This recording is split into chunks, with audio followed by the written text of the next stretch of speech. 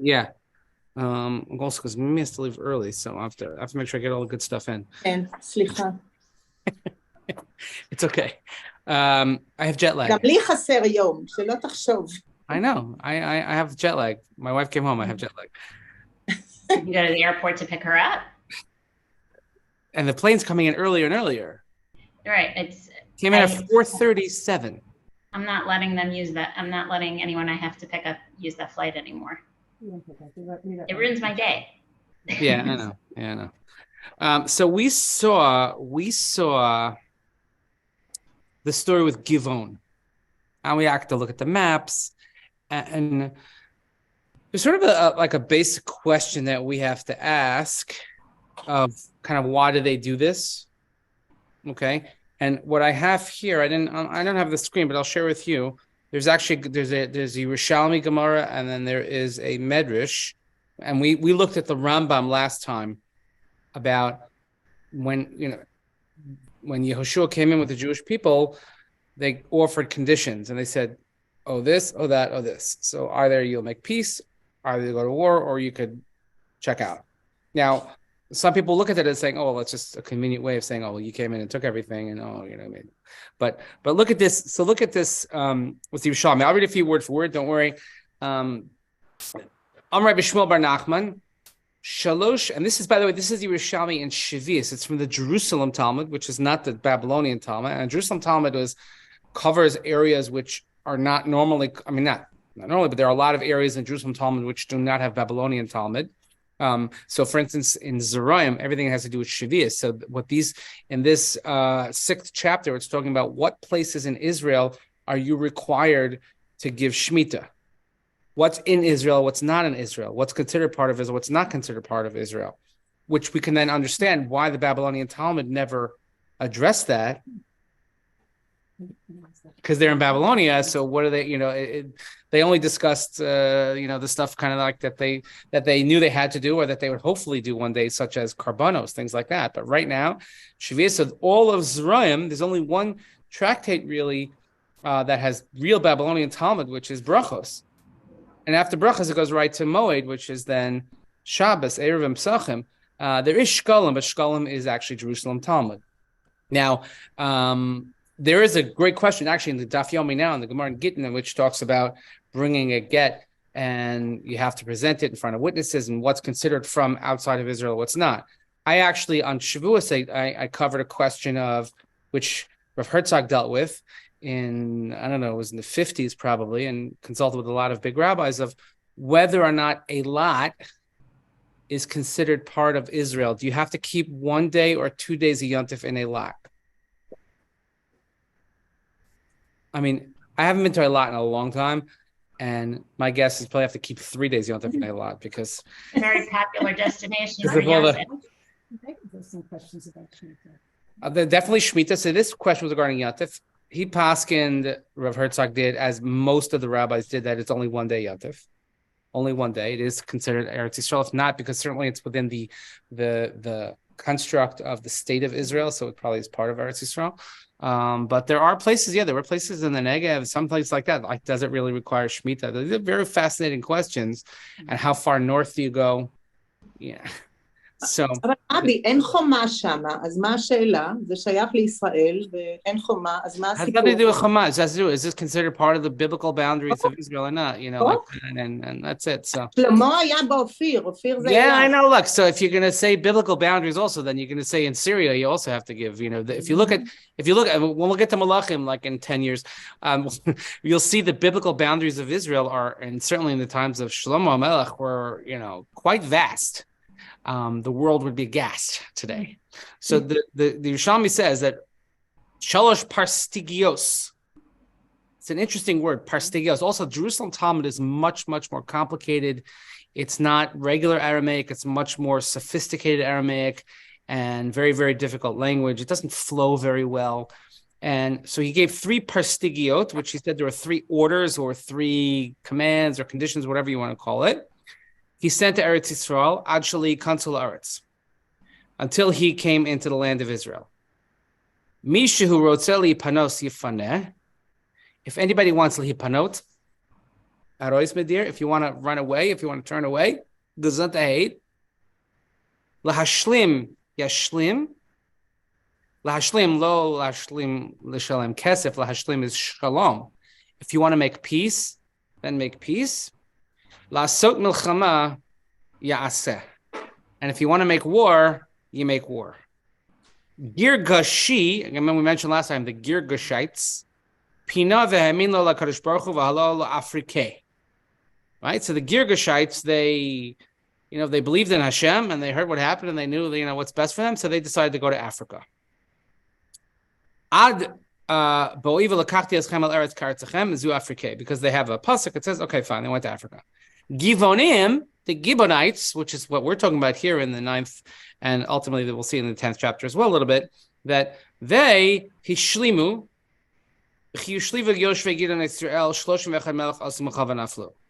they, inhabitants of Gibeon, made peace with Israel, as we know the pasuk says, and then 31 kings decided to go to war, and guess what happened to them? Naflu. They all fell. Amar Rabbi Shmuel Bar Nachman. So this is a medrash now. Medrash says, and this is Medrash in Devarim, Ma'asa Yehoshua haya pores de atgama b'chol makom shahaya holech l'kbosh. Another funny word, to atgama, he would put an edict out everywhere that he went to conquer, and this is what it said. Anybody who wants to go can go. And he wants to make peace, make peace. And a person who wants to make war will make war. By the way, the same order. Leave, peace, fight. What did the Girgashites do? They got up and they left. And Hashem, because they left, gave them a beautiful place, which is Africa. Okay, fine. And the Gibeonites, of course, they made peace. So Hashem, Yeshua made peace with them.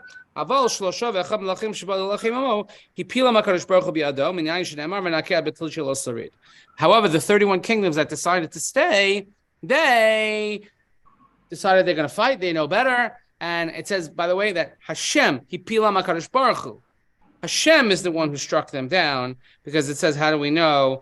And we know that there's nothing left, no remnants left of those 31, which, by the way, is going to be the bulk now of what we're going to study now in the conquerings. Givon is the only one that made peace. Givon is the only one that made peace. Okay.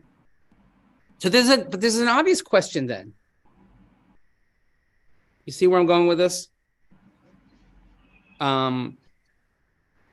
If they had the opportunity to make peace, and it was presented to everyone, and it wasn't a secret, why the pretense?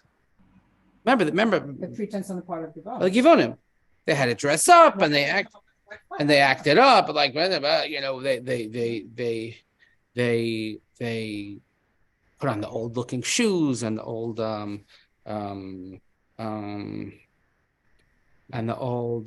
other things, this and that. So like, why not just make peace? Girgashites left, and they're the only ones to make peace. What were they afraid of? So I think the answer, this is actually a lead-in to the next chapter, but the answer is actually found in an earlier pasuk. Let me just find the right pasuk. In beginning of chapter 9 in pasuk bet, it said, everybody heard what happened. In the beginning of the chapter says the kings that were on the western side of the Yarden, and it gives you all the locations: Chitim, Amorim, Kanani, Perizi, Chivi, Yevusi. What happens? They heard the conquer, right? Right. They gathered together to wage war with Yeshua and with Israel with a single accord. So maybe Givon had to show the other nations that they're not surrendering them. They had to show the other nations, or I would say, I would even, and what the Mefarshim suggests is that they were scared. They had to they had to create this whole ruse. But they weren't scared from Israel, they were scared from their Correct. They were scared of their own people, not scared of Israel. Mhm. And they knew that once they had this treaty with Israel, they had to do it in such a way where they don't get in trouble from either side. Is that they make peace with Israel, even if it's under false pretenses. But then that's why they had this sort of like a lot of language in the chapter about, well, you made a promise, you have to keep the promise, and this and that. So they did that to guarantee that they would have. It's not really Tuesday. That's why it's like a nidcha. It's a nidcha Monday. That's what everybody's.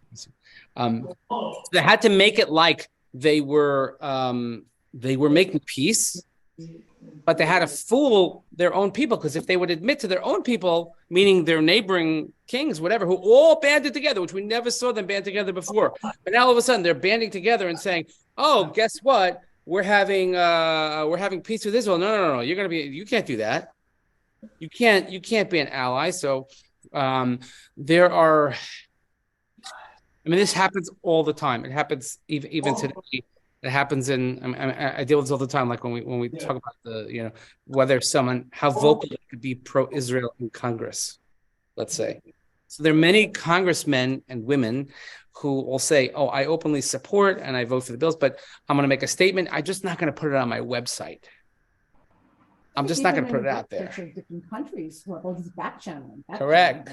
Because we have to say, and that's exactly like what's so amazing about the Abraham Accords, the fact that it's even out there, even though there's so much more going on that we don't know about, or don't know. Like it's like the worst kept secret in the world, right? But when I'm in public, I have to take a certain stance, which is why when certain things happen, when certain flashpoint events take place. So statements that come out of these, like even out of the Emirates or things like that, they say because they have to say it, like to be design. But in actuality, they have very good relationships and they want to be on good terms with Israel and trade, et cetera, regardless of what we say in public, which is why you don't believe anything you read in the news anyway. Okay. I could tell you from many times firsthand experience, but when you're directly quoted in the news and then you look at it and you're like, didn't say nothing like that whatsoever. Like not even close. Like I don't know it's amazing the creative, poetic license, whatever you want to call it, that they have. They could just do whatever they want. Not cool. So that sets the table, by the way. So we'll see now with that lens. Let's look at the 10th chapter, because why the Torah, the Navi spent so much time about they made a deal, we keep the deal, I'm mad at you, who authorized you to make the deal, this and that. But it wasn't so much that they were afraid of the Jewish people. They wanted to make peace, but they were afraid of their own people, which is a very, very important lesson in today's day and age, is that when somebody has the courage to stand up and say, I want to do what's right, or maybe I want to do what's self-preserving in my interest, but at the same time, I got to figure out how to do this, how to maneuver properly. I think the first example we see of this type of political maneuvering in this sense is if you look at Parshas Vayechi. In Parshas Vayechi, when Yaakov Avinu dies, we see Yosef posturing and how he speaks. If you read the Psukim carefully, which we've looked at over the years, he never directly asks Paro to bury his father in Israel, in Canaan. First, they wait. There's like 4 or 5 months, whatever it is, because they have to do the embalming and the rituals, this and that. And then he makes a thing. He says, by the way, my father made me swear. And he doesn't speak. He speaks to the advisors of Paro. Could you please ask on my behalf? He walks about it very, very gingerly, understanding that, wait a minute, you're the second in command of Egypt, and you don't want to follow. So he tries to, walk that fine line. Of course, we're going to come back. We're not leaving. We're coming, and they made sure they sent the whole problem. But read the Psukim carefully, and you'll see that's exactly what he does. And that he throws in, oh, by the way, my father made me promise. We don't know that. We don't see that. I mean, oh, yeah, but, okay.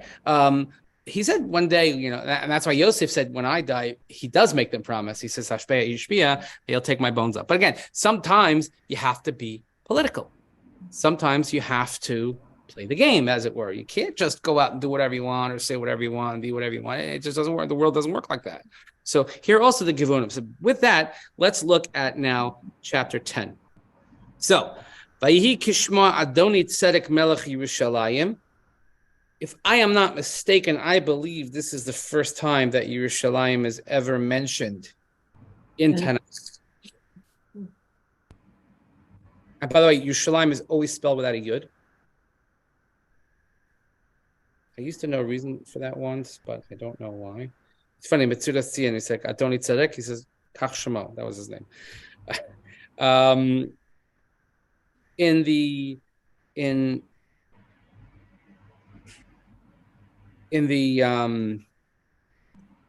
Radak says that Kol Malchei Yerushalayim Hayu Nikreim Bizman Hahu Malki Tzedek Adoni Tzedek.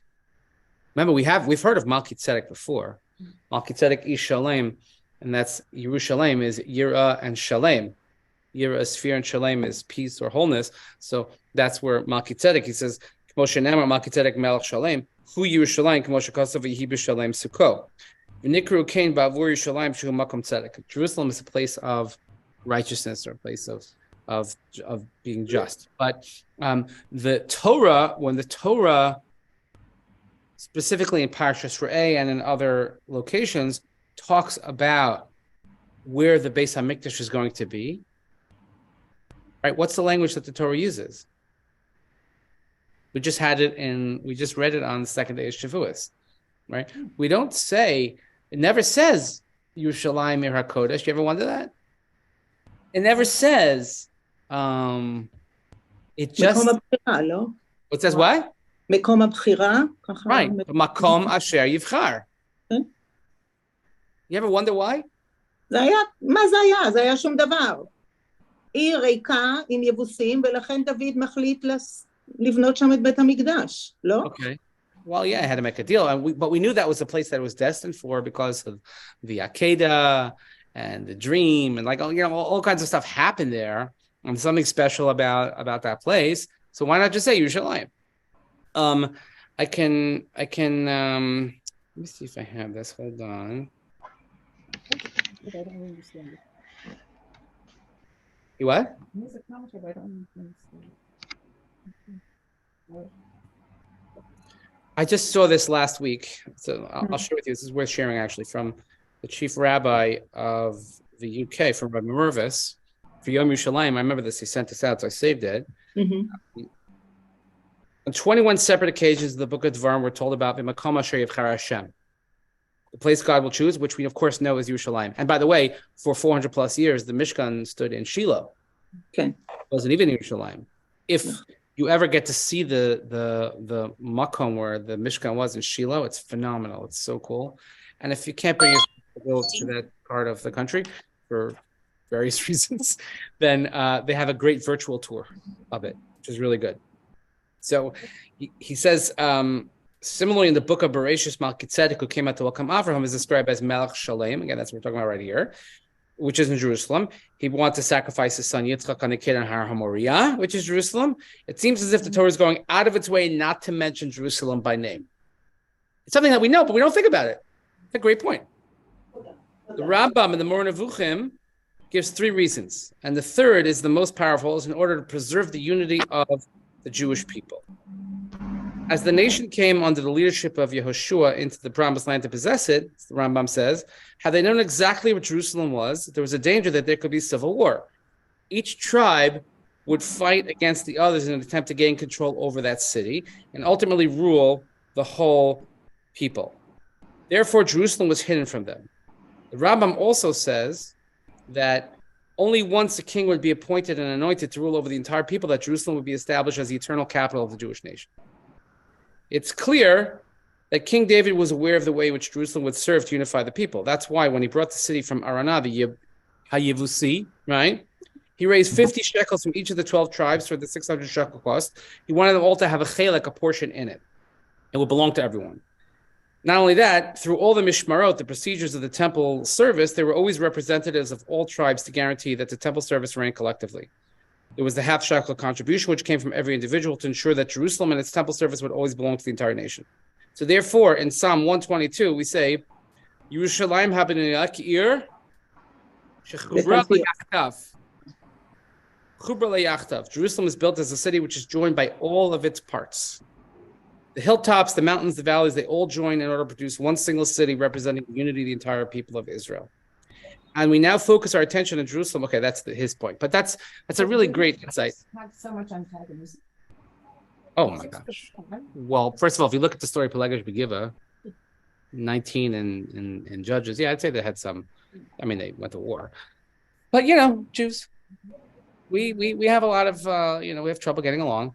And it's also interesting to note that there are when the Gemara discusses in whose territory Beis HaMikdash was, the Gemara says that most of it was in Yehuda, but only the place where the Kodesh Kodashim is and the series parts of the Beis HaMikdash were in the territory of Binyamin. It's a very weird gerrymandering of the district. Why? Because when we daven on it, look, Shavuos is over, right? You know what that means, right? It's not just funny, right? Right, we have to start with the shofar. Right, we have to start. It's time. Okay, get your seat reservations in. So my friend sent me a picture that already in the Great Synagogue in Jerusalem, already they have an advertisement for you have to get your tickets. With the picture of the Chazanim with the white hats. Okay. Anyway, so we say a bracha. We say on Yom Kippur, She'ata salchan liYisrael u'machalan l'shiftei Yisharut. You forgive Israel and you atone for the tribes of Jeshurun. Because there are two major sins that we're always accounting for, that we're always dealing with. One is Chera Egel, the golden calf, and the other one they say is Mechiras Yosef, selling of Joseph. One is Ben Adam Lamakom, one is Ben Adam Lachavero. Machalan Yisrael, God, you forgive the Jewish people for your involvement in the golden calf. Everybody was on. But Machalan L'Shiftei Yisharun, that's the sale of Joseph. Who is the only tribe that was not involved in the sale of Joseph? Binyamin. Yehuda. Binyamin. Binyamin. Katanchik. Katanchik, right? Yeah, we always portray Binyamin as like this little kid, didn't know anything. Binyamin he was 30 years old when the whole thing happened. He had 10 kids. 10 kids, all named after Yosef. Okay, so that's what the Gemara says. Since the Binyamin was not involved in that division between the tribes, that's why that portion of the Beis HaMikdash goes to him.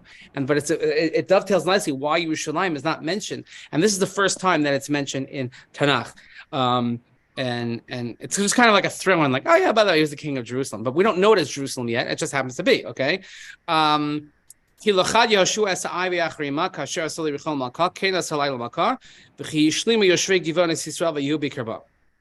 Adoni Tzedek, the Melech of Yerushalayim, he heard Yehoshua conquered Ai, destroyed it, everything he did to Yericho and its king, that he did to Ai and its king, and also that the people of Givon made peace.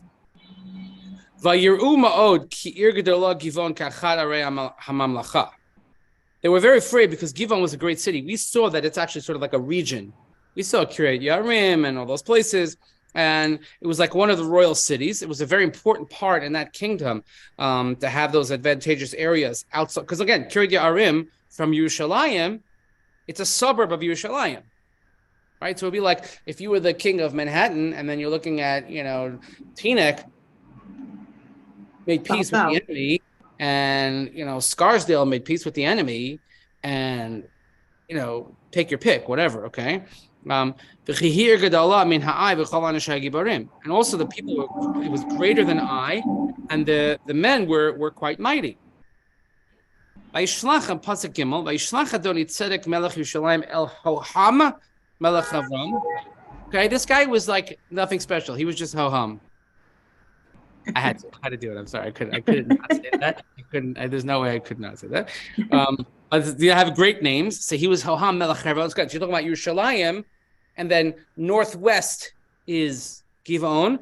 South of Yerushalayim is Hebron. Okay, just think of Route 60 south. Okay. The El Piram Melech Yarmut. Piram is the king of Yarmut. Yeah, I didn't bring out my good map. Yafia.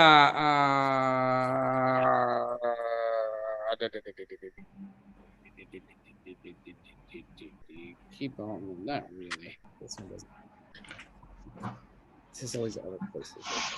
You have to have the other, yet another map. I need the Yarmut map. This is the wrong one. Yeah. That's the story in Yehuda and Tamar. No, yeah, it's not in this one because it's so confused. There's so many different names. Anyway, but giving you there's Yafia Melech Lachish Devir Melech Eglon Lemor, and Devir the king of Eglon, and this is what he said. Okay, so he senses what's going on. He sees the political landscape. He sees what's happening. Alu Elai v'Izruni v'Nakeh es Givon. Hishlimas Yeshua v'et Bnei Yisrael. Come up with me, and let's smite Givon. There you have it. See, they're angry. That's why Givon,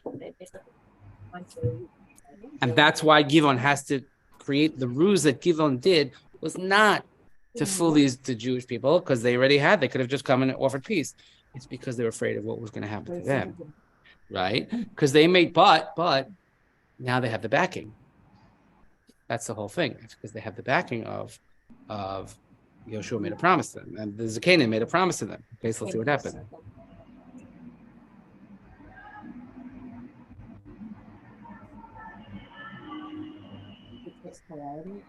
Specifically references. Yeah. See that? And he says, okay, they went to Givon and they waged war against Givon. They ויחנו על גבעון וילחמו עליה. וישלחו אנשי גבעון אל יהושע למחנה הגלגלה לאמור, אל תרף ידך מעבדיך, עלה אלינו מהר והוש. Yeah. All of those five were from Mori, all the ones he contacted? Oh yeah, right. Oh yeah, I did skip. I'm sorry. Right, they wanted to do deal. It says Vayasafu Vayalu Chameshes Malchei Amarich, and these are the Amorites, which again toward Jerusalem and south. Melech Avrom, Melech Vayachanu, and they went to do battle. Okay. Vayishlchu Anshei Givon El Yehoshua Machaneh HaGilgal Lemor Al Terev Yadecha Me'avadecha Alei Elena Mehira V'Hoshia Lanu V'Ozrenu Ki Nikmitzu Elena Kol Malchei Amar Yoshvei Hahar. So the men of Givon, they sent Yehoshua, and they said, he was at Gilgal. He's like, listen, it's a great language. Al teraf yadecha. Don't loosen, because like don't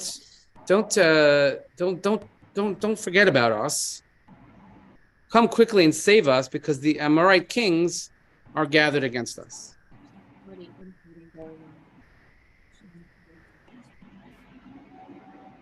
Not just two-sided, not just that, we've heard so much about the Israelites and they're so powerful, let's make a treaty so that they won't.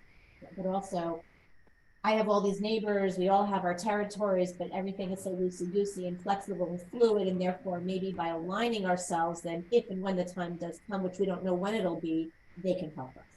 Is there any of that or no? No, this is a politics makes string bedfellows. And they would never have anything to do with each other. It was completely tribal. No, that's what it was completely, even within all these different places, and they're only uniting to go against the Jewish people. No, right, but or really against now the Gibeonites. Right, but it had Givon not gone and done what they did, right? So Bnei Israel came in and they're conquering and everything's going on. Was there still a risk of the different nations turning on each other?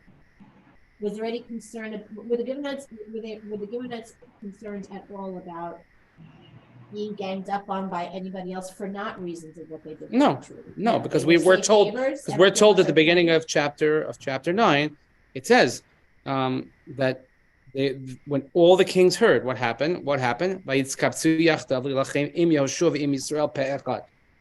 their only sole mission, their driving force was to defeat Yoshua and this invading nation. Right, or had they left, like Girgashi. The Girgashites left. That's what these Medrash showed. So they left. They went to Africa. Well, what are you going to do? They're gone. So there's nothing to talk about. But if anybody makes peace, making peace with Israel then you're part of Israel. Right. So now you're exactly. So they called Yehoshua. Vayal Yehoshua min haGilgal hu v'chol am hamelchama imo v'chol gibor hechaya. So Yeshua ascended from Gilgal. He with all the people of war with him and the mighty warriors. Vayomer Hashem el Yehoshua al tira mehem ki b'yadecha. It's an interesting spelling of the word. You see the extra yud, nisatim. The Hashem says, don't worry, I put them in your hands. Lo ya'amod ish mehem b'fanecha. Not a single one of them will stand against you. Vayavo alehem Yehoshua pitom kol halayla Allah min hagilgal. Yehoshua came upon them suddenly. They moved from Gilgal all night. And what happened? Vayehumim Hashem lifnei Yisrael v'yakem akagdol begivon vayidefeim derech ma'alei Beit Charon v'yakem ad azeka v'ad Makedah. And they pursued them. They had some sort of humam is contested them, some kind of they're all confused, and he smote them a mighty blow at Givon. They pursued them by the way they sent to Beit Charon and struck them until Azekah, until Makedah. Does this one have that? Southern. Yeah, okay. Here it is. So if anybody wants, I'll add another map to your, but if you want to see, you could see this. It tells you if you could follow those swirls. Okay, this looks like my notes here. Right, Makedah, and you see how they went from here to there and everywhere. Okay, so they Adoni Tzedek here. Adoni Tzedek, the king of Jerusalem, creates an alliance to seek revenge against Givon. Yeshua responds to Givonos appeal for aid. Alliance flees from Yeshua's crushing blow and pummeled by the huge hailstones from heaven. They hide in the cave of Makedah. Okay, which we're gonna again. There's more to come here, but this is just the route of to see Makedah is southwest of Jerusalem. It's a little bit northwest of Hebron, and Livna, Lachish, Eglon is all the way almost at the Mediterranean, and so that's like quite a bit of territory here. And what happened is, Vayhi ben Nusa ben Israel heim b'mara Beit Charon v'Hashem yishlich lehem avanim gdolos min hashamayim ad hazekah v'yamusu v'bim Hashem mesi b'bnei habarad me'asher hargu b'nei Israel b'charef. So when they fled before Israel, they were on the descent of Beit Charon when Hashem cast upon them large stones from heaven. More, again, large stones, we're told it's not stones, it's hail. More died through hailstones than the children of Israel killed with the sword. So that just goes to show you also this is a miraculous battle, not like we saw with Ai, where the soldiers did the battling with the sword, etc. But rather, they went and they were struck by hail. Interesting also that we have another use of hail. I don't think it's the fiery hail that we had in Egypt, but it's funny how things come. And sometimes you have these wacky storms of hail. I mean, my wife actually told me, did you see this, Celine? I don't know if you saw this, that you have all these crazy fires. It was so hot and they had a lot of these fires. Some of them were ecological terrorism, environmental terrorism. But because of that condition and the dryness and the fires, there actually was rain. In Jerusalem, it rained on Shavuos. Okay. There was rain. And what? Sunday there was rain also. Yeah, like it's a bit, but that's part of this. But rain in May, I mean, come on, it's almost June. But but hail. If you ever see the hail, the giant hail, it happens here sometimes. Maybe a little, but something like the giant hail. I mean, it's dangerous. So they had hail. Oz yidaber Yehoshua liyos biyom teis Hashem es hamarei lefnei bnei Yisrael v'yom l'nei Yisrael shemesh begivon dom v'yirech be'emek ayalon. Okay. Now I'm gonna spend more time on this next. I want to just read the psukim, and we have to go back to this because this is a very, very famous line, right? Right? Hashem, Yeshua spoke to Hashem, which is great. Az yidaber Yehoshua la Hashem, similar to what we saw in Parshas Pinchas, which says Vayidaber Moshe el Hashem lemor. The one time when he's talking about leadership. Here, Yeshua, again, it's a sign of leadership. He spoke to Hashem on the day that the Amorites were delivered, and he said, the sun will stand still at Givon and the moon in the valley of Ayalon. Okay, Emek Ayalon. So again, we're gonna pull up more maps next time. But the Emek Ayalon, of course, is we talk about the Ayalon Highway or the Ayalon Freeway. Or today was quite busy. I don't know if you didn't get stuck in any traffic today, Elaine. There was 100,000 people at least expected to be in the Neighbrook area for the funeral for Gershon. Right? He Vayidom Hashemesh ve'arech Amad ad ikom goy oivav halo hiksuv al sefer hayashar vayamod Hashemesh b'chatzi hashamayim v'lo atz lavo kiyom tamim. The sun stood still, the moon stopped, until the people took retribution against the enemies. This is written in the book of Yashar. We have to see what that means. The sun stood still in the middle of the sky. It didn't set for the whole day. Right? Vayamor hashemesh b'chatzi hashamayim v'lo atz lavo kiyam tamim v'lo haya kayom ahu lefanav achal lishma Hashem b'kol ish ki Hashem l'cham Yisrael. There was no day before or after it that Hashem heeded the voice of a man, for Hashem did battle for Israel. Because Yoshua said, God, like we're gonna perform a miracle. Now we know about Moshe with miracles. We never saw Yoshua really do miracles. Things happen. Yeah, he split the Yarden. We don't like consider that necessarily a Yoshua type of miracle. This is a Yeshua miracle. This is Shemesh B'Givon Dome. The sun is going to stop. Yes, to give them light and do battle, and everybody should see, make an example. We're going to look back at this more about why he speaks to God this way. Why is it in the sun? Why is it the hail? These types of things are really, really, really fascinating stuff. And then, of course, this declaration of never before was there anything like this. Never before was it going to happen.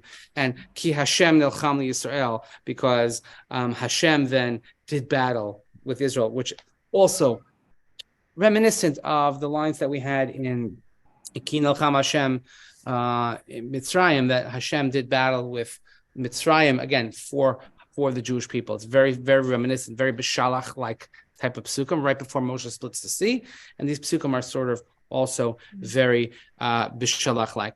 Then we're going to see also that they have. I'll copy this map also, because when we have everybody back, we'll see. I wanted to. I know Mimi has to go. I also just. No, I'm still waiting. No. It's fine. I'm just. When my thing is like blowing up for like 17 things, I realize there's something that's going on that I need to deal with. But I just want to talk about the schedule. Are you going to camp? So next week I'm in DC,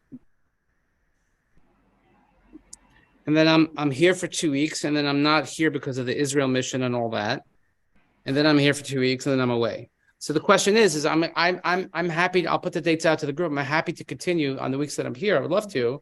If you come, but not. And also realize that even if we don't have it, or if you're not here, it's always recorded and sent out, so you could stay current, if that's okay. So in other words, I am not here the 6th, and I am here even though it's high school graduation, but I don't really have to do anything that morning, and yeah, so the 13th and the 20th, but then the 27th already I'm in Israel for back-to-back missions. And then July 4th is July 4th. We wouldn't have class anyway because it's Yantif, right? And then I'm here until Tisha B'Av, so that's 3 weeks in a row in July, and then August I'm not here. So the way it works out is that the visiting day is after Tisha B'Av this year. Ruin my whole plan. It's like, they just stopped doing it. It's a pain in the neck for everybody. Oh, I know. No, nobody likes it. Even the parents coming. It's I'm happy.